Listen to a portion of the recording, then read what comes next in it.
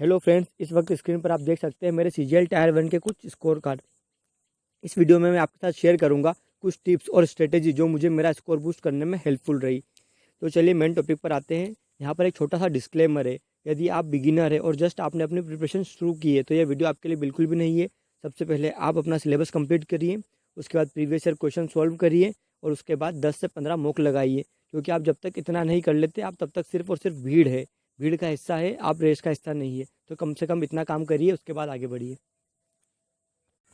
अब बात करते हैं उन बच्चों की जिन्होंने अपना सिलेबस तो पूरा कर लिया, प्रीवियस ईयर क्वेश्चन भी सॉल्व कर लिए, लेकिन मॉक में मार्क फिर भी नहीं आ रहे और आ भी रहे हैं तो 110 से लेकर 130 की लाइन में आ रहे हैं। 140 नंबर 150 नंबर का बैरियर वो क्रॉस नहीं कर पा रहे। तो आपको क्या करना है?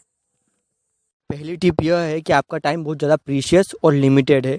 तो लेंदी क्वेश्चंस और ऐसे क्वेश्चन जो आप पहली बार टेस्ट में देख रहे हो उन्हें आपको अवॉइड करना है। क्योंकि आप मे भी पॉसिबल ये क्वेश्चन कर लोगे, लेकिन इन क्वेश्चन में आप इतना टाइम दे दोगे कि आपके 2 से 3 क्वेश्चन जो आगे बन सकते थे वह छूट जाएंगे। तो ये 2 नंबर आपको 6 से 8 नंबर का लॉस करवा देंगे। इसलिए आपको पहले राउंड में सिर्फ और सिर्फ 45 क्वेश्चन को टारगेट बनाकर चलना है। क्योंकि मुश्किल से 4 से 5 ही क्वेश्चन लेंदी होंगे टेस्ट में या फिर डिफिकल्ट होंगे। तो आपको उन 4 से 5 क्वेश्चन को अवॉइड करना है और 45 क्वेश्चन को टारगेट में लेकर चलना है। क्योंकि अगर आप 45 क्वेश्चन को अच्छे से कर दोगे तो मे भी पॉसिबल कि आप जो बचे हुए 5 क्वेश्चन हैं उनके लिए आपको टाइम मिल जाएगा और आप वो भी कर दो। लेकिन अगर आप उन 5 क्वेश्चन में फंस कर रह गए तो आप 35 से 40 क्वेश्चन के बीच में ही अटक कर रह जाओगे। तो इसलिए स्मार्टली क्वेश्चन को पिक करें कि कौन सा क्वेश्चन करना है और कौन सा क्वेश्चन छोड़ना है। सेकेंड और मोस्ट इंपॉर्टेंट टिप यह है कि एग्ज़ाम में आपका कोई बेस्ट फ्रेंड है तो वो है ऑप्शंस। आपकी कॉन्सेप्ट और मेहनत के सिवा आपकी कोई हेल्प कर सकता है एग्जाम में तो वो सिर्फ और सिर्फ ऑप्शन है। Option can be your best friend. Maths और रीजनिंग के 50 क्वेश्चन में से 50 के मुझे डिटेल सॉल्यूशन आते हैं और 50 के कॉन्सेप्ट मुझे पता होने के बावजूद भी अगर मैं 50 क्वेश्चन को डिटेल से करने बैठूंगा या फिर कॉन्सेप्ट से करने बैठूंगा तो शायद मेरा पेपर भी अटेम्प्ट नहीं हो पाएगा पूरा। और सबसे इम्पोर्टेंट बात तो यह है कि एग्ज़ाम सिर्फ और सिर्फ सही ऑप्शन को टिक करने की लड़ाई है और एंड में यही मैटर करेगा कि आपने कितने आंसर सही टिक किए हैं। You don't have to solve each and every question. Actually maths और रीजनिंग में 50 में से सिर्फ 40 क्वेश्चन ही ऐसे होते हैं जिन्हें हमें पूरा सॉल्व करना होता है। क्योंकि 8 से 12 क्वेश्चन तो सिर्फ और सिर्फ ऑप्शन की मदद से या फिर पार्शली सॉल्व कर भी निकाले जा सकते हैं। अब देखते हैं मैथ्स में किस तरीके से आप ऑप्शन की मदद ले सकते हैं। सबसे पहले आदत बनाइए कि जैसे भी कोई भी क्वेश्चन आपके सामने आता है तो क्वेश्चन पढ़ने के बाद सबसे पहले आप ऑप्शंस देखेंगे और ऑप्शंस में आप 2 चीज़ें नोट करेंगे। पहला यूनिट डिजिट क्या सब में सेम है या अलग अलग है। सेकेंड नंबर ऑफ ज़ीरो कि किस ऑप्शन में कितने ज़ीरोज़ हैं।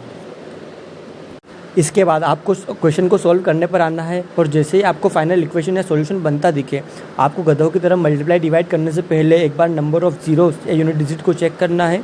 और अगर सॉल्यूशन करते समय किसी भी पॉइंट ऑफ टाइम पर अगर कोई भी प्राइम नंबर या फिर 3 और 9 से अगर मल्टीप्लाई होता है फाइनल आंसर का तो सॉल्यूशन को वहीं छोड़कर उस प्राइम नंबर का मल्टीपल चेक करेंगे या 3 या 9 का मल्टीपल चेक करेंगे। और अगर आपको ऐसा कोई ऑप्शन मिलता है जिसमें सिर्फ एक ही ऑप्शन ऐसा हो जिसमें वो प्राइम नंबर का मल्टीपल हो रहा है तो एक भी सेकेंड वेस्ट किए बिना उसी ऑप्शन को टिक कर आगे बढ़ जाएंगे।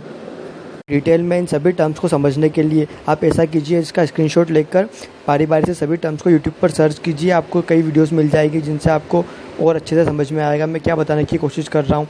आप एक मॉक भी देख सकते हैं जो कि मैंने अपने चैनल पर डाला है जिसमें मैंने इन सभी चीज़ों का प्रैक्टिकल यूज़ कर बताया है आपको लाइव टेस्ट में कि कैसे इनका यूज़ कर आप जल्दी से जल्दी क्वेश्चन कर सकते हैं। अब करते हैं प्रैक्टिस की बात। यह कोई जड़ी बूटी तो है नहीं कि एग्ज़ाम के एक दिन पहले खा लो और हो गया आपका काम। यह अप्रोच आपको आपके आदत में लानी पड़ेगी। मैं मान के चल रहा हूँ कि आपने एक बार सिलेबस कंप्लीट कर लिया है, इसलिए आप जब भी आप कोई मॉक लगाएंगे या प्रैक्टिस शीट सॉल्व करेंगे तो आप इसी अप्रोच से जाएंगे कि पहले आप ऑप्शन देखेंगे उसके बाद सोल्यूशन स्टार्ट करेंगे।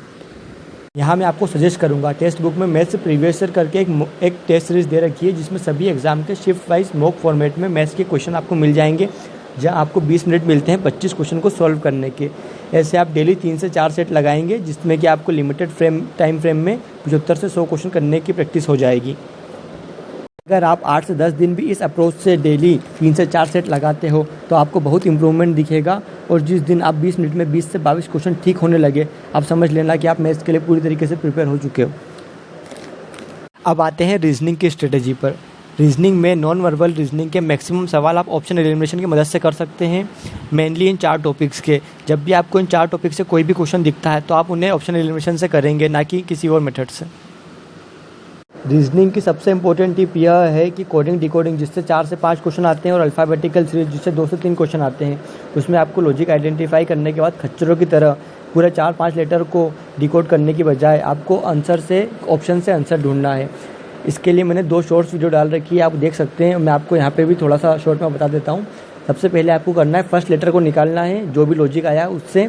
उसके बाद फर्स्ट लेटर से जो जो ऑप्शन एलिमिनेट होते हैं उन्हें एलिमिनेट करना है। उसके बाद आपको सेकंड लेटर से बचे हुए ऑप्शन को एलिमिनेट करना है। आप देखेंगे कि 80% से ज़्यादा क्वेश्चन 2 से 3 लेटर में ख़त्म हो जाएंगे। आपको पूरे 4-5 लेटर को डिकोड नहीं करना पड़ेगा, जिससे कि आपका बहुत टाइम बचेगा।